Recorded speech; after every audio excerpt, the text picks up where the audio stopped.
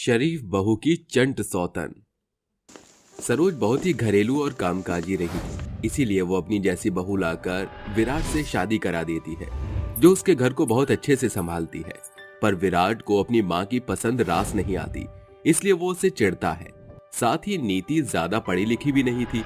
गृह प्रवेश के बाद सरोज अपनी बहू बेटे की अंगूठी ढूंढने की रस्म करवाती है। तभी अंगूठी ढूंढते वक्त विराट चिढ़कर कहता है, माँ ये सब क्या फालतू की चीजें हैं, मुझे इसमें मत लाओ। शादी के चक्कर में एक हफ्ते से घर पर बैठा हूँ, आपकी रस्में निभा रहा हूँ, कल से मैं ऑफिस जाऊंगा। अरे बेटा, कल से ऑफिस जाएगा, ये लास्ट समय कर ले बस। इतना गुस्सा क्यों कर रहा है? देखती हूँ कौन इस अंगूठी को ढूंढता है, मेरी बहू या मेरा बेटा। माँ जी, आपने इसमें अंगूठी डाली तो है ना? मुझे अभी तक नहीं मिली। सब चोचलेबाजी है ये। हाय रब्बा, ये कितना गुस्सा करते हैं। तभी विराट को अंगूठी मिल जाती है, जिसे दिखाकर वो उठकर चला जाता है।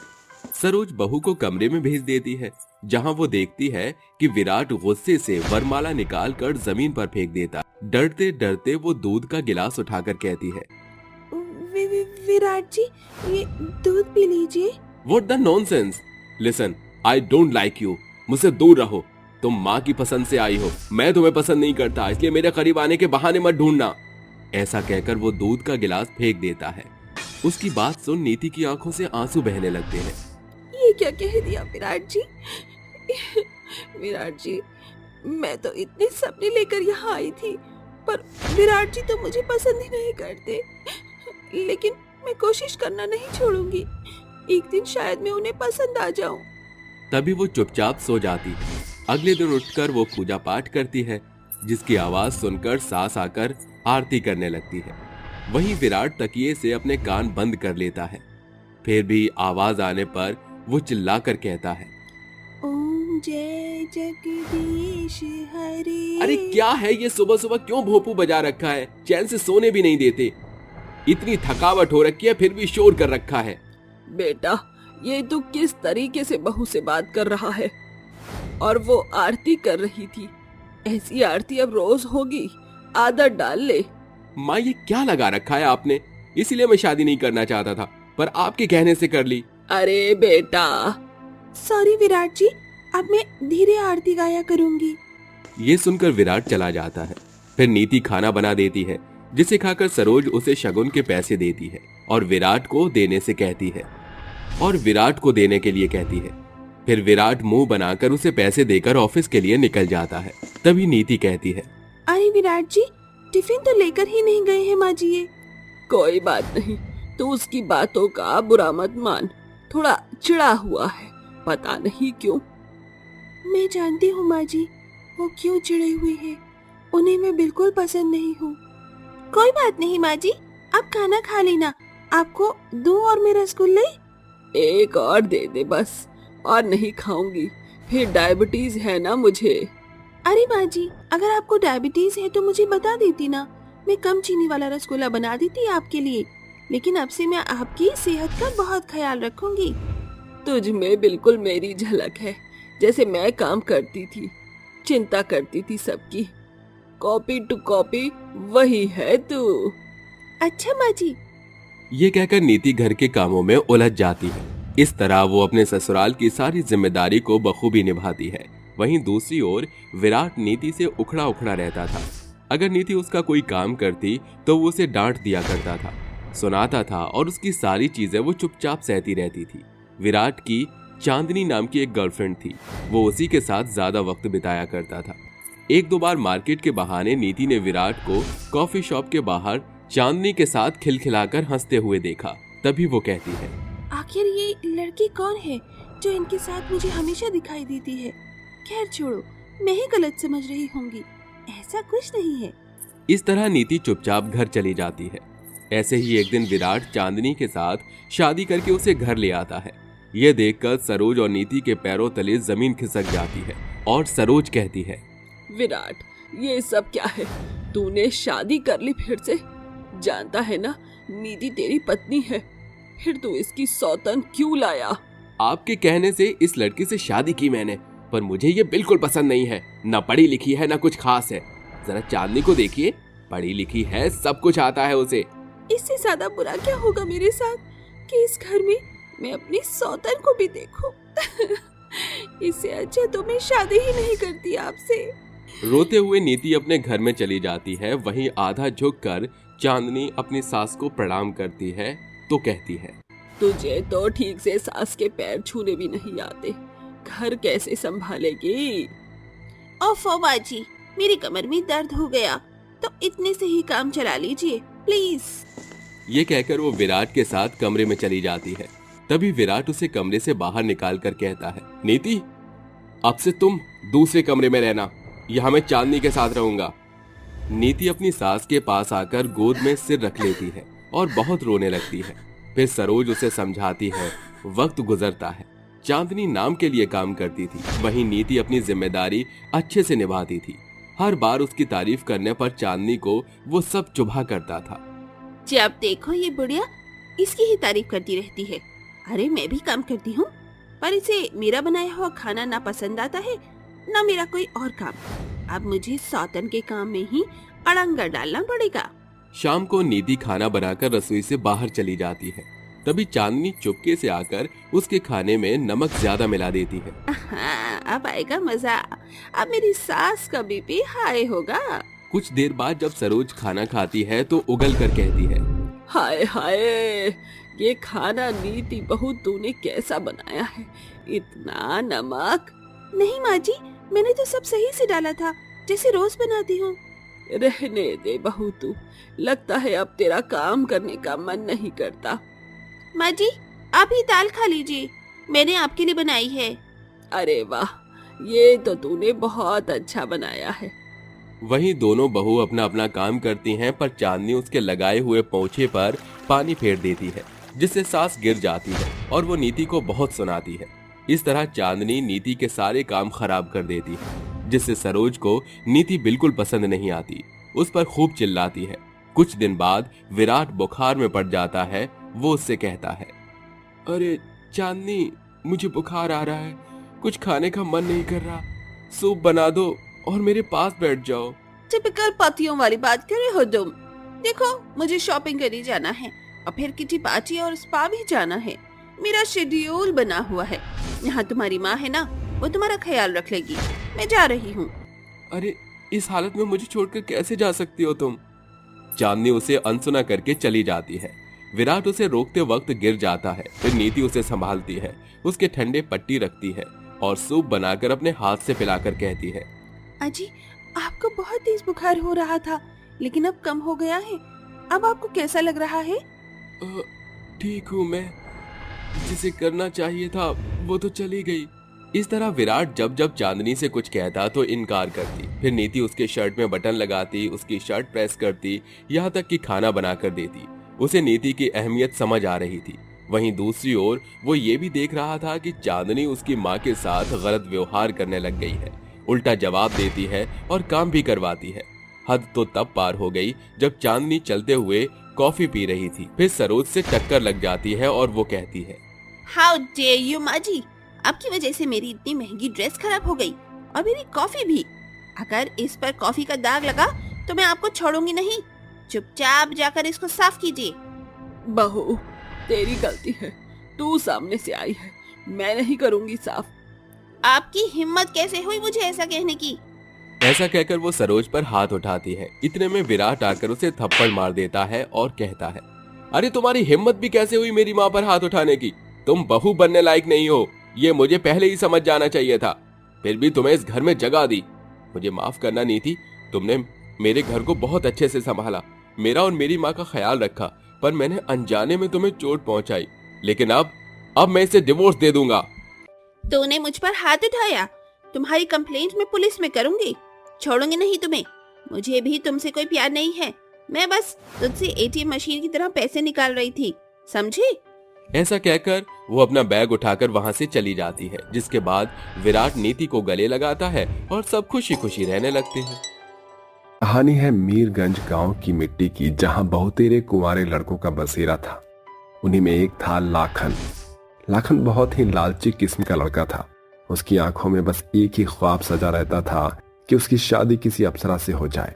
दरअसल शादी की आड़ में लाखन ऐसी लड़की की खोज में था जो उसे खूब सारा खजाना दे। इसी सोच को लिए वो यहाँ वहाँ फिरते हुए वो खुद से फुसफुसाता हुआ नदी पर चला आता है।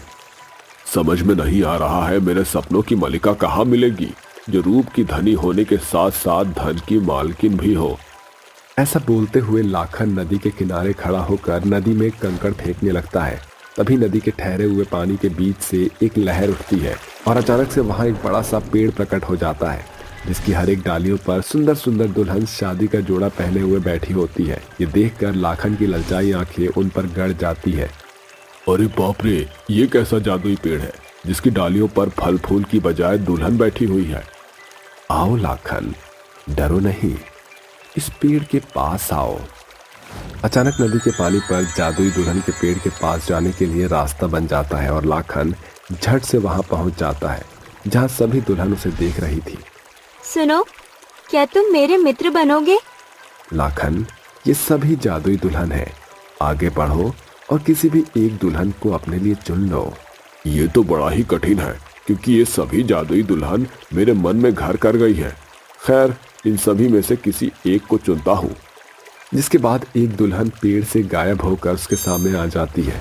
जिसके बाद पेड़ की डालियों पर बैठी बाकी की जादुई दुल्हन उन पर फूल बरसाकर उन्हें विदा कर देती है। आज से तुम्हारा नाम भागमती होगा, चलो। जादुई दुल्हन का साथ पाकर लाखन का मन लालच में डूब जाता है। मुझे ऐसी ही जादुई दुल्हन की तो खोजाहट थी। अब मैं गंगू तेली से राजा बन जाऊंगा, राजा भोज। जादुई दुल्हन लाखन के मन की बात भांप जाती है और घर पहुंचकर जैसे ही वो जादुई दुल्हन उसके चौखट के भीतर आती है, लाखन की फूस की झोपड़ी एक ढहे हुए खंडहर में बदल जाती है। अरे ये क्या किया तुमने? अरे कैसी जादुई दुल्हन हो तुम? मेरा भाग्य बदलने की बजाय तुमने तो मुझे भिखारी बना दिया। क्योंकि तुम एक ठगी और लालची इंसान हो, इसलिए तुम गरीब हो गए। तूने मुझे गरीब बनाया है, अब तुझे भी मरना होगा मेरी जादुई दुल्हन। ये तो तुम मन की मिठाई खाओ मेरे लालची लल्लू राम, कि तुम मुझे मार सकोगे। ये कहकर जादुई दुल्हन अपनी आंखें नचाती हुई खंडहर की ईंट उस पर ढाकर वापस अपने जादुई दुल्हन वाले पेड़ पर लौट जाती है। ये खबर शाम का सूरज ढलने भर के भीतर ही पूरे गांव में छा जाती है, जिसे देखकर सभी की सांसें थम जाती है और उनके हाथ पांव फूलने लगते हैं। समय बीतता जाता है। कुछ दिनों बाद सरगम नाम का एक नौजवान कुंवारा लड़का राह भटकते हुए उसी नदी के किनारे आ पहुंचता है। हाय राम, जोर की प्यास लगी है, जरा सा पानी तो पी लूं। जैसे ही सरगम नदी के भीतर उतरता है, एक जादुई दुल्हन पनिहारिन का छलावा करती हुई अपनी गगरी बढ़ाती है। क्या हुआ मेरे प्रीतम, ऐसे घूर क्यों रहे हो? अंजलि बढ़ाओ और अपनी प्यास बुझाओ।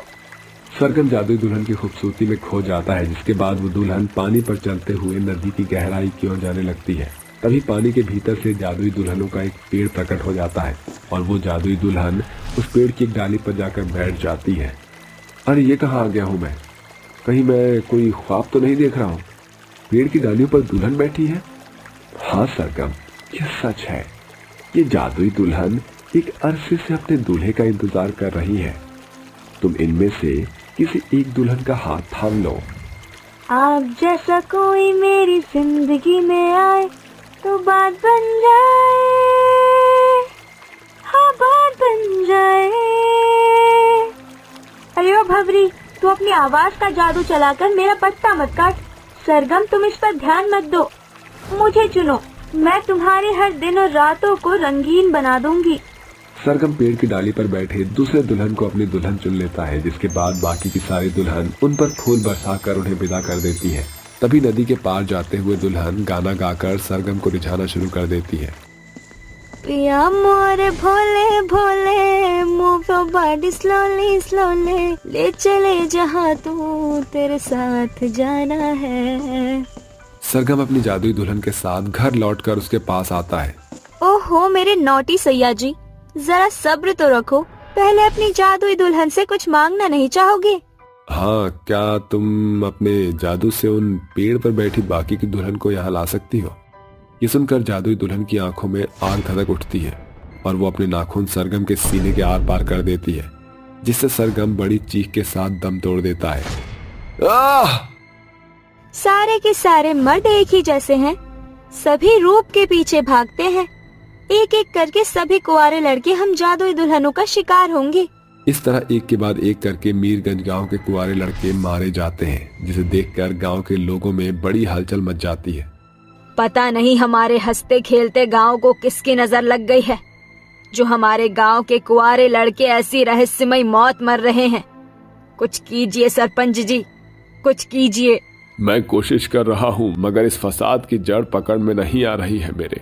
समय बीतता जाता है। अब उस गांव में बस एक कुंवारा लड़का बचा था, जो था माधव। वो एक मांझी था और एक दिन वो अपनी नाव लेकर उस नदी में उतरा। हर बार की तरह उस जादुई दुल्हनों के पेड़ ने उसे परखा। आओ माधव, और इन दुल्हनों में से किसी एक को अपनी पत्नी बना लो। मुझे चुनो, नहीं मुझे चुनो। मैं तुम्हारे सोए हुए भाग्य को जगा सकती हूँ। भाग्य का लिखा कोई नहीं मिटा सकता और ना कोई बदल सकता है। मैं गरीब मांझी हूँ। अगर ये जानकर भी तुम दुल्हनों में से कोई भी मुझे चुनकर अपना दूल्हा बनाना चाहता है तो वो मेरे साथ चल सकता है। ये सुनकर पेड़ की डालियों पर बैठी सबसे सुंदर दुल्हन माधव के साथ नाव में बैठकर उसके घर चल पड़ती है। तभी बीच मझधार में वो माधव को थाने लगती है। माधव सोचो, अगर मैं तुम्हारी दुल्हन होकर तुम्हारी मौत हुई तो मैं मारा जाऊंगा। वैसे भी एक दिन तो खाक में मिलना ही है। सच के प्रति माधव की खरी सोच जानकर जादुई दुल्हन अपनी आंखों की ज्योति से उसके टूटे फूटे नाव को सोने के नाव में बदल देती है और दोनों घर की चौखट पर आते हैं। जरा ठहरो, मैं आता हूँ। माधव एक कलश में चावल भरकर जादुई दुल्हन के पैरों के पास रख देता है। माफ करना मेरी जादुई दुल्हन, मैं तुम्हें चांद तारे तोड़कर लाने की ख्वाब तो नहीं दिखा सकता, लेकिन वादा जरूर करता हूँ कि मैं तुम्हें कभी भूखे नहीं रखूंगा। ये सुनकर जादुई दुल्हन की आंखों में आंसू झलक आते हैं और जैसे ही वो चौखट के भीतर आती है, माधव की टूटी फूटी झोपड़ी एक सुंदर महल में बदल जाती है, जहाँ सब कुछ था और जादुई दुल्हन उसे सब कुछ बताती है। माधव, तुम पहले ऐसे कुंवारे शख्स हो जो चाल और सोच के खरे हो। तुम्हारी धर्म पत्नी बनकर मैं शापित दुल्हन आज अपने श्राप से मुक्त हुई। शापित दुल्हन? मगर तुम तो जादुई दुल्हन हो ना? नहीं माधव, उस बात को एक अरसा बीत गया। सभी लड़कियों की तरह मेरी और मेरी सहेलियों की आंखों में भी शादी के बहुत से ख्वाब थे। उस रोज हम सभी की सम्मेलन शादी थी, मगर हमारे दूल्हों ने हमारी गरीबी के कारण हमें छोड़ दिया और जात बिरादरी ने हमें बहुत कोसा। इसलिए हमने पेड़ पर लटक कर जान दे दी। लोगों ने उस पेड़ को उस नदी में बहा दिया और ईश्वर ने हमें जीवन से हार जाने के कारण शापित दुल्हन बना दिया और हमने एक एक करके सभी के साथ शादी का छल करके उन्हें थाहा, मगर सभी चाल के खोटे थे, इसलिए उन्हें मरना पड़ा। तुम्हारे साथ नाइंसाफी हुई है, मगर जान लेने से ज्यादा बड़ा माफ करने वाला होता है। तो उन सभी शापित दुल्हनों को कैसे मुक्ति मिलेगी? अगर कोई साफ दिल का इंसान उस पेड़ की जड़ को काट दे तो उसे मुक्ति मिल जाएगी। ये काम सिर्फ तुम कर सकते हो माधव। माधव उस नदी की गहराई में जाकर अंदर फैले जड़ों को काट डालता है, जिसके साथ पेड़ की डालियों पर बैठी दुल्हन एक एक करके गायब हो जाती है और सब कुछ पहले जैसा हो जाता है। वहीं जादुई दुल्हन माधव की जिंदगी को अच्छे दिनों के बदलाव के नए मोड़ पर ले आती है। देख रूपाली, हमें जितना परेशान करना था तू कर चुकी। अब कम से कम अपने ससुराल वालों को बख्श दियो। अरे यार माँ, आप चाहती क्या हो? अब क्या पहुँचने से पहले ही सभी संस्कार अपने ससुराल वालों को दिखा दूं? अभी तो मैं अपने ससुराल भी नहीं पहुँची हूँ। अच्छा बस कर, कम से कम एक दो आंसू तो टपका दे। इसका मतलब मैं अपने 50,000 का मेकअप खराब करवा लूं? अरे माँ, आजकल कौन रोता है? दुल्हनें तो खुशी खुशी अपने घर जाती हैं, लेकिन अब आप कह रही हैं तो थोड़ा रो ही लेती हूँ। ऐसा कहकर वह रोने का नाटक करने लगती है। माँ, बहुत याद आओगी, मैं आपको छोड़कर नहीं जाऊंगी। अरे बस कर बहना, नहीं तो तेरा सारा का सारा मेकअप आंसू में बह जाएगा और तेरा पति तेरी असली हकीकत देखकर तुझे वापस हमारा खून चूसने के लिए यहीं छोड़ जाएगा। माँ, अपने बेटे को समझा लो, नहीं तो मेरे इन हाथों से अभी के अभी इसका कत्ल हो जाएगा। तू चुप कर धीरज। अरे बेटी जा, अपने ससुराल की सभी जिम्मेदारियों को अच्छे से संभालियो और हाँ, खीर बनाने की रेसिपी याद ना आए तो मुझे कॉल कर लियो। ऐसा कहने के बाद वह रूपाली की विदाई कर देती हैं। अपने ससुराल पहुंचते ही सास दामिनी कार से निकलते हुए उससे कहती है, अरे बहू, जल्दी से अपना घूंघट कर ले, अंदर सभी मेहमान तेरा इंतजार कर रहे होंगे। अपनी सास की बात मानकर रूपाली लंबा सा घूंघट कर लेती है, जिसके बाद वह घर में आ जाती है। अरे आओ बहू, आराम से यहाँ आकर बैठ जाओ। दामिनी रूपाली को सोफे पर बिठा देती है कि तभी कुछ औरतें कहने लगती हैं, अरे बहन, बहू का इतना लंबा घूंघट क्यों करवा रखा है? हाँ, बेचारी को सांस भी नहीं आ रही होगी। हाँ जीजी, अब क्या करूं, जेठ जी यहीं खड़े हैं। अरे अगर बहू का मुंह एक बार देख लिया तो जिंदगी भर इसे भी बिना घूंघट के रखना पड़ेगा मुंह। अरे हाँ, लेकिन मुंह दिखाई की रस्म कब होगी? अब वो तो होनी ही है। ऐसा कहने के बाद दामिनी चेतन के पास जाती है और उससे कहती है, अजी यहाँ को तो सुनो, मैनू कह रही थी कि जेठ जी को बाहर को ले जाओ, बेचारी बहू का दम घुटा जा रहा है। दामिनी की बात मानकर चेतन अपने बड़े भाई को वहाँ से बाहर ले आता है, जिसके बाद सभी औरतें रूपाली की मुंह दिखाई की रस्म करने को उतावली होती हैं। अरे बहू की मुंह दिखाई की शुरुआत तो मैं करूंगी। अरे नहीं अम्मा जी, मेरी बहू की मुंह दिखाई की शुरुआत तो मुझसे ही होनी चाहिए। तभी वहाँ केसरी आ जाती है। लो भाई, कर लो बात। मेरे रहते तूने ये सोच भी कैसे लिया कि मेरे होते मुंह दिखाई तू करेगी? वो आपस में बहस करने लगती हैं। वहीं बेचारी रूपाली अंदर ही अंदर घूंघट से बहुत ज्यादा परेशान हो जाती है। हे भगवान, ये सभी औरतें तो आपस में ही लड़ने लगी। अगर ऐसा ही चलता रहा तो मैं इस 1 किलो के घूंघट को संभालती संभालती यहीं बेहोश हो जाऊंगी। तभी केसरी दामिनी से कहती है, अरे दामिनी, काहे बहस कर रही है? मैं तेरी जेठानी हूँ और तुझसे बड़ी भी हूँ। इस मुंह दिखाई पर तो मेरा ही हक बनता है। ऐसा कहने के बाद केसरी रूपाली का घूंघट उठाती है, जिसके बाद वह कहती है, हाय हाय बहू, तूने ये आधी किलो का पाउडर अपने मुंह पर क्यों चिपका रखा है? अरे बूढ़ी औरत, इतना भी नहीं पता ये मेकअप है। और जब हमारी शादी हुई थी तो हम अपने मायके में केवल एक बिंदी और थोड़ी सी लिपस्टिक लगा कर आए थे, लेकिन आजकल की लड़कियां तो इतना मेकअप कर लेती हैं कि उनका असली चेहरा तो मेकअप के पीछे ही छुप जाता है। भगवान, इसे कोई यहाँ से ले जाओ, नहीं तो मेरा गुस्सा ओवरलोड हो जाएगा। अरे मेरी बहू बहुत सुंदर है और ये सब तो आजकल का फैशन है। आप जैसी अधेड़ उम्र की औरतों को थोड़ी ना पता होगा। अरे बहू, अब यहाँ कोई आदमी नहीं है, चल तू अपना घूंघट खोल ले। ये सुनते ही रूपाली एक लंबी सांस के साथ अपना घूंघट खोल लेती है, जिसके बाद एक एक करके सभी औरतें रूपाली की मुंह दिखाई करती हैं और उसे पैसे, गहने और तोहफे देकर अपने अपने घर चली जाती हैं। अरे भाभी जी, आप बहुत थक गई होंगी, चलो आपको आपका कमरा दिखा देती हूँ, आप वहाँ आराम कर लेना। रूपाली अपनी ननद के साथ अपने कमरे में चली जाती है।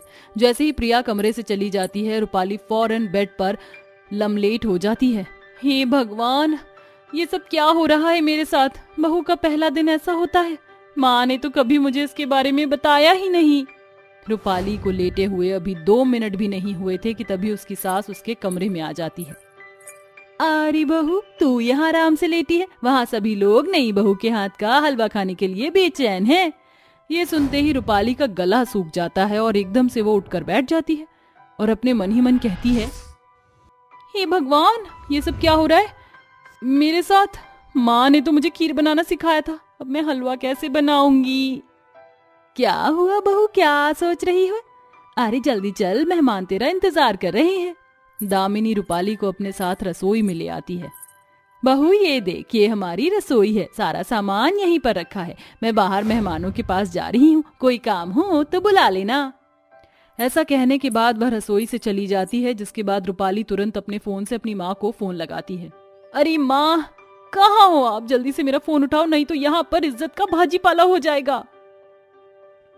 रूपाली बार बार अपनी माँ को कॉल करती है, लेकिन उसकी माँ उसका फोन नहीं उठाती, क्योंकि वह अपनी बेटी की शादी करने के बाद गंगा स्नान करने पहुंच जाती है, जहां वह गंगा में डुबकी लगा रही होती है। यहाँ बेचारी रूपाली की आंखों में आंसू आ जाते हैं कि तभी रसोई में तनिष्क पानी पीने के लिए आता है। अरे रूपाली, क्या हुआ? तुम ऐसे उदास क्यों खड़ी हो? तनिष्क जैसे ही रूपाली की आंखों में आंसू देखता है, वह सब कुछ समझ जाता है। ओहो, लगता है मेरी मिस का ससुराल में पहला दिन बिल्कुल भी अच्छा नहीं गया। कुछ नहीं, बस मुझे माँ की याद आ रही है। अच्छा, अगर ऐसी बात है तो तुम अपनी आंखों से इन आंसुओं को पोंछ लो, क्योंकि मैं अब अपनी सास का रोल प्ले करने जा रहा हूँ। ऐसा कहने के बाद तनिष्क एप्रन पहन लेता है और स्वादिष्ट हलवा बनाना शुरू कर देता है, जिसके चलते वह हलवा बनाना रूपाली को भी सिखाता है। सबसे पहले एक कढ़ाई लो और उसमें सूजी को कुछ इस प्रकार भून लो। फिर कढ़ाई से सूजी निकालो और उसमें पानी, मक्खन और ड्राई फ्रूट्स डाल दो। कुछ देर पानी को पकाओ और फिर सूजी डाल दो और देखो, आपका ये स्वादिष्ट हलवा तैयार हो गया। अरे वाह, ये तो बहुत आसान था। तनिष्क हलवा परोस कर रूपाली को देते हुए कहता है, जाओ सभी मेहमान को अपने ये स्वादिष्ट हलवा खिलाओ। सब इसका बेसब्री से इंतजार कर रहे हैं। रूपाली अपने पति का इतना अच्छा बर्ताव देखकर खुश हो जाती है, जिसके बाद वह हलवा ले जाकर सभी को देती है। सभी हलवा खाने के बाद रूपाली की तारीफ करते हैं। अरे वाह बहू, ये तो बहुत ही स्वादिष्ट है।